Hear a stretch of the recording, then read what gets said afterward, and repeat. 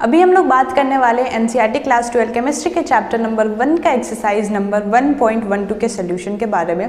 उसमें ये बोला गया है कि एक यूनिट सेल है जो पी और क्यू एटम से बना हुआ है। क्यू एटम्स जो है कॉर्नर पे प्लेस है और पी एटम्स बॉडी सेंटर पे प्रेजेंट है। और इसको देखते हुए हमें इसका मॉलिक्यूलर फार्मूला निकालना है और पी एंड क्यू एटम का कोऑर्डिनेशन नंबर बताना है। सबसे पहले हम इस एटम को एटम जहाँ जहाँ प्लेस है उसे ड्रॉ कर लेते हैं। क्वेश्चन में दिया गया है कि क्यू एटम्स जो है वो कॉर्नर में प्लेस है, तो क्यू एटम्स को हम लोग कॉर्नर में प्लेस कर देते हैं और पी एटम जो है वो बॉडी सेंटर में प्रेजेंट है।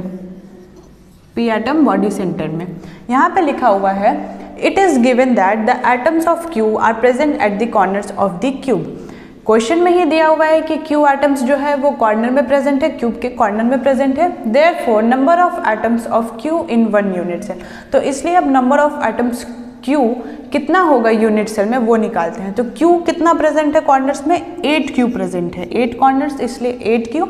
और अब अगर इनके कंट्रीब्यूशन की बात करें तो हमें पता है कि कोई भी एटम या पार्टिकल जो कॉर्नर्स में प्रेजेंट रहते हैं उनका contribution 1/8 of the unit cell होता है, तो इसलिए 1/8 हो जाएगा।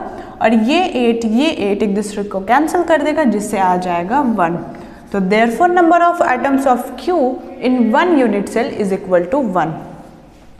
It is also given that the atom of P are present at the body centered. हमें पता है क्वेश्चन में दिया हुआ है कि P एटम्स जो है वो बॉडी सेंटर में प्रेजेंट है, ठीक है। तो therefore number of atoms of P in one unit cell, तो नंबर ऑफ एटम्स जो P प्रेजेंट है इस क्यूब में वो हो जाएगा 1, क्योंकि हमें पता है P एटम्स जो होते हैं जो बॉडी सेंटर में जो प्रेजेंट रहते हैं कोई भी एटम्स या फिर पार्टिकल, उनके कंट्रीब्यूशन की बात करें तो उनका कंट्रीब्यूशन 1 होता है। इसलिए एक P प्रेजेंट है बॉडी सेंटर में, तो इसलिए सिंपली 1 हो जाएगा।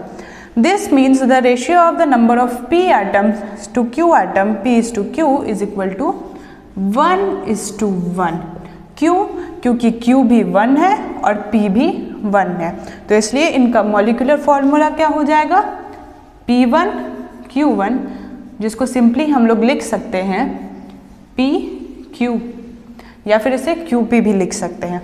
अब इनके अगर कोऑर्डिनेशन नंबर की बात करें तो ये एक जो यूनिट सेल बना है वो CH/Cl के जैसा बना है, तो इसलिए इनका कोऑर्डिनेशन नंबर 8 हो जाएगा। लेकिन अगर एक और चीज़ देखें तो हम यहाँ पे देख सकते हैं कि P एटम्स जो है वो 8Q से घिरे हुए हैं। P एटम्स को कितने Q ने घेरा है, 8Q ने घेरा हुआ है, तो इसलिए इसका कोऑर्डिनेशन नंबर 8 हो जाएगा।